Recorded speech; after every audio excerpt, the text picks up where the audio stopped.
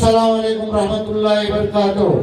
मोहतरम बुजुर्गों, अजीज दोस्तों, भाइयों और बहनों, मैं आप लोगों से चंद गुजारिशें करने के लिए आया हूं।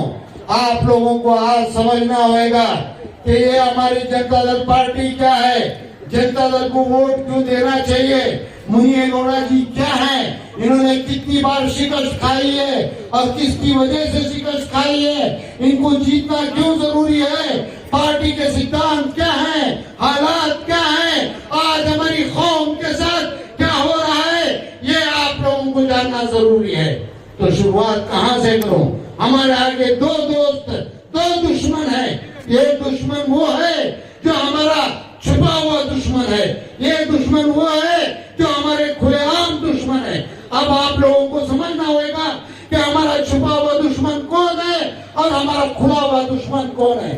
ठीक है, पहले शुरुआत करते हैं हम हमारे पुराने 1947 से कहलाने वाला दोस्त कांग्रेस पार्टी। कांग्रेस पार्टी ये समझती है कि मुसलमान का वोट इनके बाप का माल है। नहीं, वो ये समझती है कि जब मुसलमान को नाम रखा जाता है, जब गुट्टी चढ़ाई जाती है, गुट्टी चढ़ाने में अल्लाह के नाम के बजाय ये लोग समझते हैं कि कांग्रेस की गुट्टी चढ़ाई नहीं है। ये उन लोगों की गलतफहमी है और उसी का फायदा उठाते हुए ये कांग्रेस एक तो मुसलमान के वोटों का फायदा उठाते आ रही है और दूसरी तरफ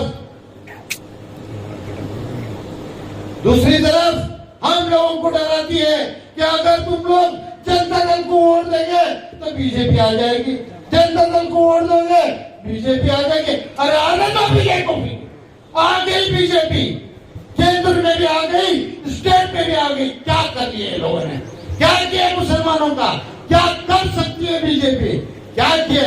बुरखे पे पाबंदी, हिजाब पे पाबंदी, गोश्त पे पाबंदी, बुच्चर खानों पे पाबंदी, वो गरीब कलिंगर बेचने वाले पे पाबंदी, वो मेले में मंदिरों के पास दुकान लगाने वालों पे पाबंदी, तुम्हारे स्कूलों पे पाबंदी, तुम्हारे राशन पे पाबंदी, तुम्हारे लिस्टों से नाम काटे गए, मुसलमानों के वोट काटे गए। और क्या कर रही बीजेपी और क्या कर सकती है बीजेपी? कहते हैं बीजेपी वाले कि डबल इंजन सरकार है, एक इंजन उत्तर की तरफ है और दूसरी इंजन इस बीजेपी की दक्षिण की तरफ है। एक मगरिब की तरफ है तो दूसरी इंजन की मशरक की तरफ है।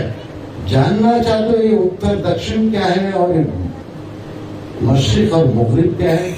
तो मैं आप लोगों को बता देना चाहता हूँ, ये बीजेपी के दो एजेंडे, एक इस मुल्क में इस मुल्क की दौलत को लूट के किस तरीके से गैरों के हवाला की जाए और इस मुल्क को कैसा गर्क किया जाए, एक एजेंडा, एक इंजन इस तरफ चल रही है।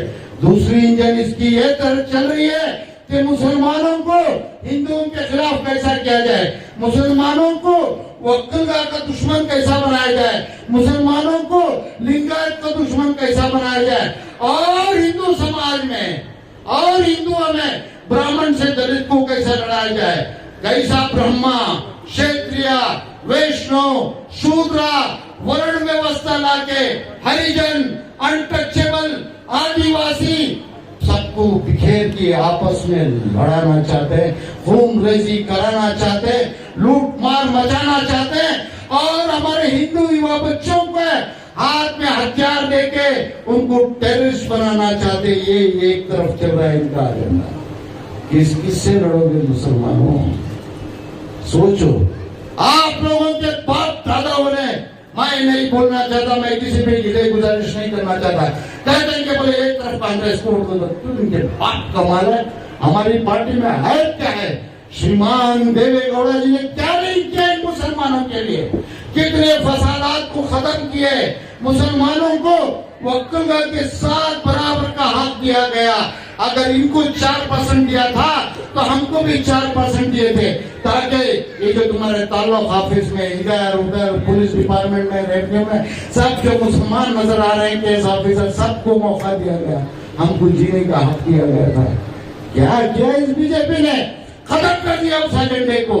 ना कि उन्होंने हमारा 4% रिजर्वेशन को खत्म किया, बल्कि श्रीमान देवेगौड़ा का लिखा हुआ इतिहास को मिटा दिया इन लोगों ने। और ठीक है, वकील का को 2% दिए, हम खुश हैं। वकील का हमारा भाई है, 6% नहीं 10% दो, हमको कोई तकलीफ नहीं है। लिंगायत हमारा भाई है, हिंदू हमारा बड़ा भाई है। इस मुल्क में हम लोग छोटे भाई कहलाते हैं, लेकिन है भाई भाई जरूर। हम हिंदुस्तानी पहले हैं, बाद में हम लोग सारी बातें करेंगे। लेकिन इस बीजेपी ने क्या किया, 2% वकील को बढ़ा दिए। खुशी की बात है, हम खुश हैं। लिंगायत को 2% बढ़ा दिए। अरे भाई, छोटे भाई की रोटी छीन के तुमने 2 भाइयों को दे दिया। क्या तुम वकील कम्युनिटी को शर्मिंदा कर रहे हो, या लिंगायत कम्युनिटी को शर्मिंदा करना चाहते हो, या वकील और मुसलमान के खिलाफ लड़ाना चाहते हो? इनका एजेंडा क्या है? इनका एजेंडा है वोट। वोट आने वाला इलेक्शन, आने वाले इलेक्शन में ये लोग हम लोगों से आपस में टकराने की कोशिश कर रहे हैं, हमारे बीच में फसाद का बीज बो रहे। तो जाग जाओ मुसलमानों, कोई आपस में नहीं टकराएगा। हिंदू मुस्लिम सिख ईसाई आपस में हम सब भाई भाई। हमारा मजहब प्यार सिखाता है, अखलाक सिखाता है, खुलूस सिखाता है, एक दूसरे को दर्द को बांटना समझाता है, एक दूसरे के साथ में प्यार में रहना समझाता है। इसका मतलब ये नहीं कि इनके फसाद के चक्कर में ना आओ मुसलमानों। और रही आप लोगों की बात बताना चाहता हूँ, आपके घर में 5 वोट, क्या आप लोग 5 वोट चला रहे हैं? जागो मुसलमानों, जागो। मोहतरम बुजुर्गों, अजीज दोस्तों, भाइयों, आप लोगों से मैं गुजारिश कर रहा हूँ, आप लोगों को आज जानना चाहिए, इन सारे सवालों का एक ही जवाब है, वो आपका वोट, आपका हथियार। इसको जाया मत करो, इसको जंग लड़ने मत दो, इसको टूटने मत दो, इसको मिस मत करो, इसको बाकायदा चलाओ। चलाना कैसा जाता, सवाल ये पैदा होता है। ये घर में 5 वोट, मैं कहता हूं कि मेरी बीवी जवान है, बोले नहीं जाना चाहिए, वहां गुंडे खड़े रहते पोलिंग के पास, तुम घर में बैठो, तुम्हारे एक वोट से फर्क नहीं पड़ता। मैंने मेरी बीवी का वोट रोक दिया। दूसरा वोट मेरी माँ का, मेरी वालिदा का वोट है। उनको कहता हूँ, ये तुम्हारी उम्र में, ये तुम ज़ईफ हो चुके हो, चल नहीं सकते हो, मत जाओ, तुम्हारे वो एक वोट से कुछ फर्क नहीं पड़ता। तो दूसरा वोट जाया हो गया मेरी माँ का। तीसरा, मेरी बेटी जवान है, मैं जवान बेटी को रोक देता हूँ कि बोले मत जाओ, वहां पे गुंडे वाले लड़कियां खड़े रहते हैं, तो वोट देने मत जाते रहे। वोट से कुछ गवर्नमेंट नहीं बनाने वाली है। मेरे हो गए 3 वोट वेस्ट। और रहे मेरे वालिद का वोट, मेरे वालिद उठते हैं, नाश्ता करने के बाद में जाके लाइन में खड़े रहते हैं। जब जोहर की अज़ान हो जाती है तो कहते हैं दुनियादारी गई बाढ़ में, ये इलेक्शन गया तेल लगाने, ये गवर्नमेंट गई जहन्नुम में, मुझे तो मेरी आखिरत सीधी करना है। तो वो चले अल्लाह अकबर नमाज पढ़ने के लिए। नमाज पढ़ने के बाद में भूख लगती है तो आके कहते हैं कि थोड़ा सा खाना खा लो, खाना खाते ही सुस्ती, बोलते थोड़ा सा खैरुल्लाह कर लूंगा, सो के उठता हूं, सो के उठने तक बूथ बंद। हमारे है अकाउंट में 5 वोट, चला 1 वोट, तो तुम कैसे चुनोगे तुम्हारा मनपसंद कैंडिडेट को? बताओ मुसलमान। तो तुम लोगों को होशियार होना चाहिए, अपना एक वोट चलाना चाहिए। स्पेशल आपका हर वोट रिजल्ट लाने वाला है। तो खैर, मैं इस बात को लंबा ना खींचते हुए मैं 2-3 बात में अपनी तकरीर को खत्म करना चाहता हूँ। खवातीन, ये औरतें, क्या तुम लोगों को तुम्हारी ताकत का अंदाजा है?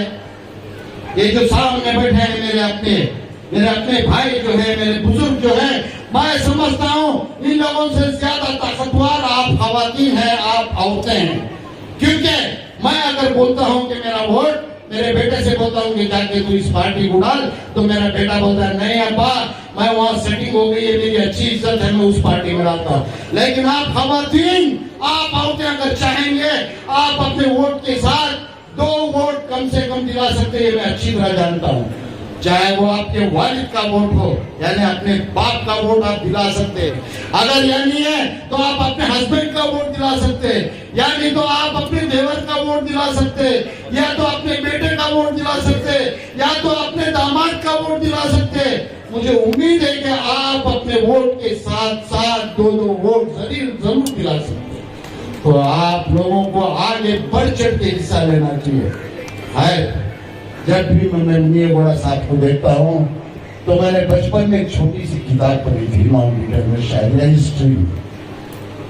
तैमूर की कहानी सुना था।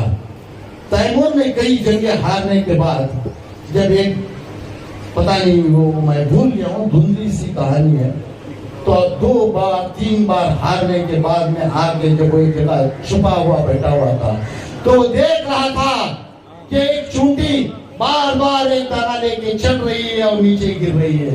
एक बार चढ़ी गिर गई, 2 बार चढ़ी गिर गई, जब वो तीसरी बार अपना दाना लेके ऊपर चढ़ गई तो फिर तैमूर को हिम्मत आई और वो सोच लिया कि मैं इतनी बार हारने के बाद भी कोशिश करने से मैं जीत सकता हूँ।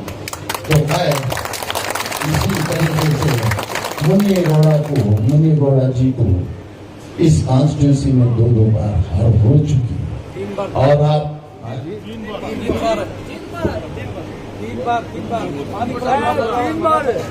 अगर मैं 3 बार हारा होता तो राजनीति छोड़ दिया होता, फिर भी ये बंदा हिम्मत करके वापस आके खड़ा है। इसकी तारीफ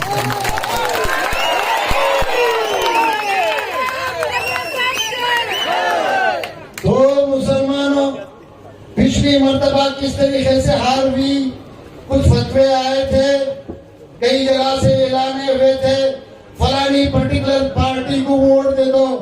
आप लोग सब गफलत में आ गए और धोखे में आ गए।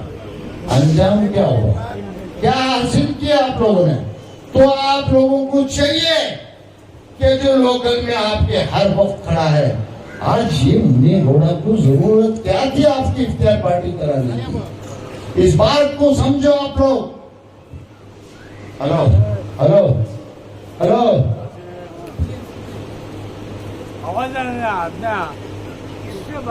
मैं थोड़ा शॉर्ट टेम्पर आदमी, पठान जो था ठहरा, गुस्सा बहुत है, गलत को बर्दाश्त नहीं करता। आड़ी बात या सुनो या बोलो, पहले ही बोला मैंने। तो खैर अब हम लोग मुद्दे पे आ जाते हैं। तो आप लोगों को चाहिए कि जो इंसान 3 बार आपके रूबरू आया है तो आप लोगों का फर्ज डबल हो गया, आप लोगों की मोहब्बत डबल होना चाहिए, आप लोगों की जिम्मेदारी डबल हो जाना चाहिए।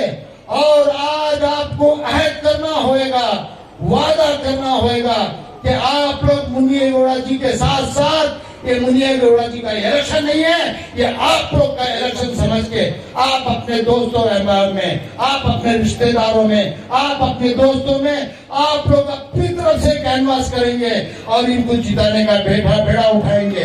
या आप लोगों को वादा सबका मुस्तकबिल बेहतर होने वाला है। इतना कहते हुए मैं अपने अल्फाजों को खत्म करता हूँ।